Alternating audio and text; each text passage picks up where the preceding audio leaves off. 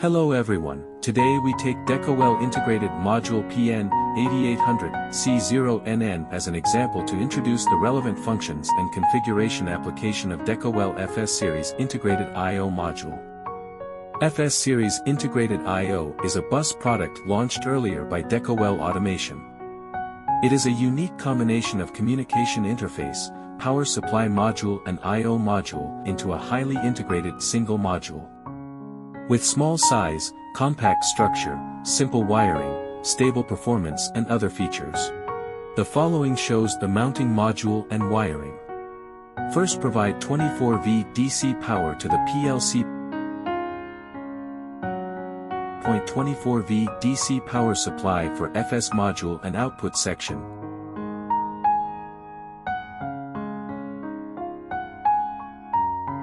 Connecting PLCs, FS modules and commissioning PCs using a network cable.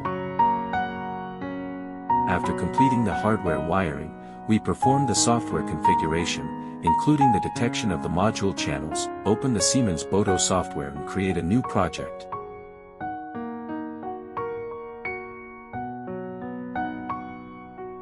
Once the project is created, click on Project View. The first step is to install the GSD file for the FS module. Check Manage General Station Description file in the toolbar to install the FS description file. You can download the FS description file through our official website. Select our Profinet configuration file in the Download Center in Technical Support and select Download. Select the configuration file and click Install.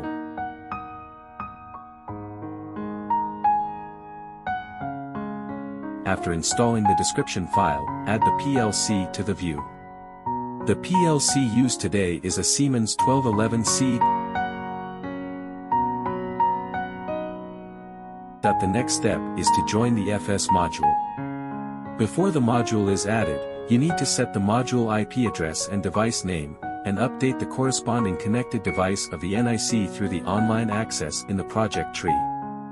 Currently, two new devices are refreshed, one for the PLC and the other for the FS module. FS modules are shipped without IP addresses and device names, and can be assigned IPs and names online and through diagnostics. Here you can enter the IP address of the FS module. It should be noted that the IP address of the FS module needs to be in the same network segment as the IP address of the PLC and the IP address of the computer's network card.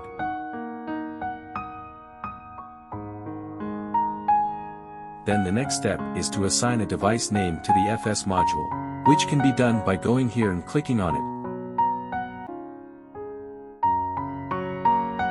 The IP address of the computer can be changed through the adapter options.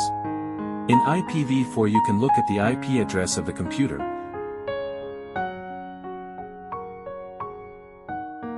It is currently on network segment 0, within the same network segment as the PLC and FS modules.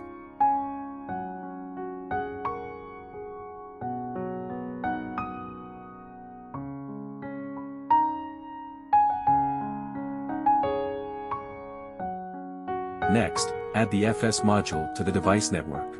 You can choose to search for Profinet devices in the online hardware inspection network and select the corresponding network card.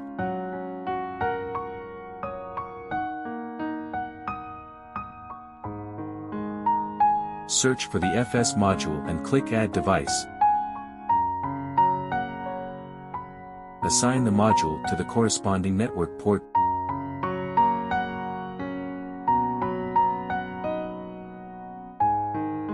Double-click the module to enter the device view and view the addresses occupied by the module's inputs and outputs.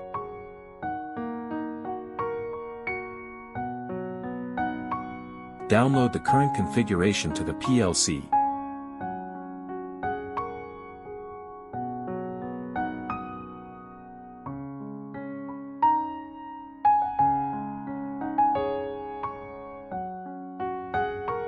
Select the corresponding NIC, search for the PLC, select it and click Download.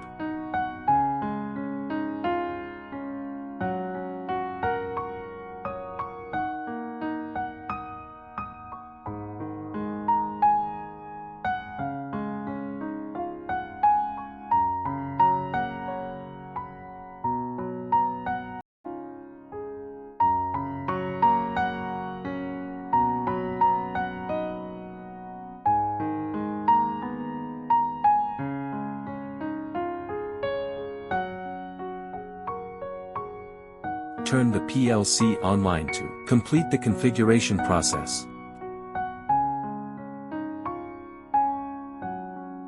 The next step is the detection of the I/O channels of the module.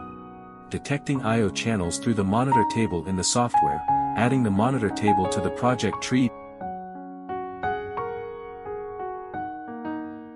.in devices and networks, double-click on the FS module to see the starting address of the I/O. We are using an 8-input, 8-output I/O module, which has a starting address of 1 for inputs and 1 for outputs. Let's start with the detection of the output. We can click on Monitor All, the first point of the current output channel has no output, and we can force a change in the indicator on the module. We can see that the first channel indicator on the module is now lit up, then the next input channel for a detection. Because the FS module's inputs are NPN and PNP compatible, you need to look at the wiring diagrams corresponding to the inputs before testing, assuming we need to detect an NPN signal.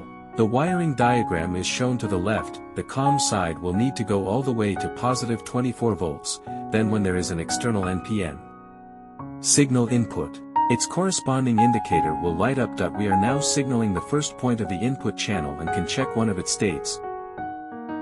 When there is a signal input to the input channel, its corresponding channel detection is also changed to true, and the corresponding channel indicator lights up. Above is our today's product hardware wiring, software configuration, I/O channel detection, all contact.